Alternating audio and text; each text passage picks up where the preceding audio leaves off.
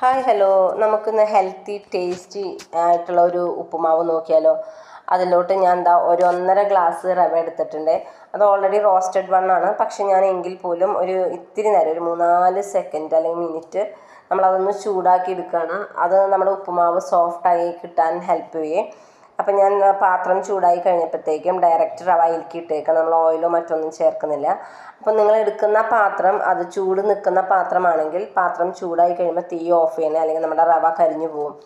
അപ്പോൾ ഞാൻ പാത്രത്തിലേക്ക് റവ ഇട്ടിട്ട് പതുക്കെ അതങ്ങ് ചൂടാക്കി എടുക്കുകയാണ്. കളറൊന്നും മാറണ്ട കേട്ടോ. നല്ലോണം ചൂടായി കഴിയുമ്പോൾ നമുക്കതങ്ങ് മാറ്റാം. ഞാൻ അതിലേക്കുള്ള ഇൻഗ്രീഡിയൻസ് ഞാൻ എടുത്തിരിക്കുന്നു. ഒരു പിടി, വളരെ ചെറിയ ക്വാണ്ടിറ്റി ഉഴുന്ന്, ഒരു സബോള സ്ലൈസ് ചെയ്തത്, 2 പച്ചമുളക്, ഇഞ്ചി ഒരു ചെറിയ കഷ്ണം, വറ്റൽമുളക്, 2 ക്യാരറ്റ് സ്ലൈസ് ചെയ്തെടുത്തത്. നമ്മുടെ എണ്ണ ചൂടായി കഴിയുമ്പോഴത്തേക്കും നമ്മുടെ ഇൻഗ്രീഡിയൻസ് 1 by 1 നമ്മൾ അതിലോട്ട് ചേർക്കാണ്. ആദ്യം നമ്മുടെ ഉഴുന്ന് ചേർത്തു. ഉഴുന്നൊന്ന് ചൂടായി ജസ്റ്റ് ഒരു ഗോൾഡൻ ബ്രൗൺ കളറായി തുടങ്ങുമ്പോഴത്തേക്കും നമുക്ക് നമ്മുടെ ബാക്കിയുള്ള ഇൻഗ്രീഡിയൻസ് അതിലേക്ക് ചേർക്കാം കേട്ടോ.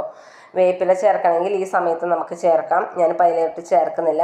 നമ്മുടെ ഉഴുന്ന് ചൂടായി കഴിഞ്ഞിട്ടുണ്ട്. നമ്മുടെ ബാക്കി ഇൻഗ്രീഡിയൻസ് സബോള, ഇഞ്ചി, പച്ചമുളക്, വറ്റൽമുളക്, ക്യാരറ്റ് എല്ലാം കൂടെ നമ്മൾ ചേർത്ത് ഒരു കുഴമ്പൻ രൂപത്തിലാവുമ്പോഴത്തേക്കും ഞാൻ ഒരു 1.5 ഗ്ലാസ് വെള്ളത്തിന്, 1.5 ഗ്ലാസ് തികച്ചില്ല, അതിനും താഴെ വെള്ളം ഞാനെടുത്ത് അതിലേക്ക് ഒഴിച്ചിരിക്കുകയാണ്. ഞാൻ എടുത്തേക്കുന്നത് ചൂടുവെള്ളമാണ്. നമ്മളങ്ങനെ കുക്ക് ചെയ്യാൻ എടുക്കുമ്പോൾ എപ്പോഴും ചൂടുവെള്ളം എടുത്താലുള്ള ഗുണം എന്ന് വെച്ചാൽ നമുക്ക് നമ്മുടെ കുക്കിംഗ് ഗ്യാസ് ലാഭിക്കാൻ സാധിക്കും. ഇപ്പം നമുക്ക് ഗ്യാസൊക്കെ കിട്ടാൻ വളരെ ബുദ്ധിമുട്ടുള്ള സമയമാണല്ലേ. അപ്പം നമ്മുടെ കുക്കിംഗ് ടൈമിൽ ഇങ്ങനത്തെ ടിപ്സ് ഉപയോഗിച്ചാൽ നമുക്കത് കുറച്ചും കൂടിയും ലാഭകരമായിരിക്കും. ഇപ്പം ഞാനത് വെള്ളത്തിലേക്ക് നമുക്ക് ആവശ്യത്തിനുള്ള ഉപ്പും കൂടിയും ചേർത്തിരിക്കുകയാണ്. ഇപ്പോൾ വെള്ളം നല്ലപോലെ തിളച്ചിട്ടുണ്ട്. ഇനി നമുക്ക് തീ സിമ്മിലിട്ട് നമ്മുടെ റവ പതുക്കെ വളരെ ചെറിയ ക്വാണ്ടിറ്റിയിൽ ആഡ് ചെയ്യാം. നമ്മൾ ഈ റവ ആഡ് ചെയ്യുമ്പോൾ അറ്റ് സെയിം ടൈം നമുക്കത് ഇളക്കി കൊടുക്കാൻ സാധിക്കുകയാണെങ്കിൽ ഈ ഉപ്പുമാവ് കട്ട കുത്തുന്നത് ഒഴിവാക്കാൻ സാധിക്കും. ചിലവർക്ക് വളരെ പൊടിയായിട്ട് കിട്ടുന്നതായിരിക്കും ഇഷ്ടം. ചിലവർക്ക് ഇച്ചിരി കട്ട കുത്തിയാലും വിഷയമില്ല.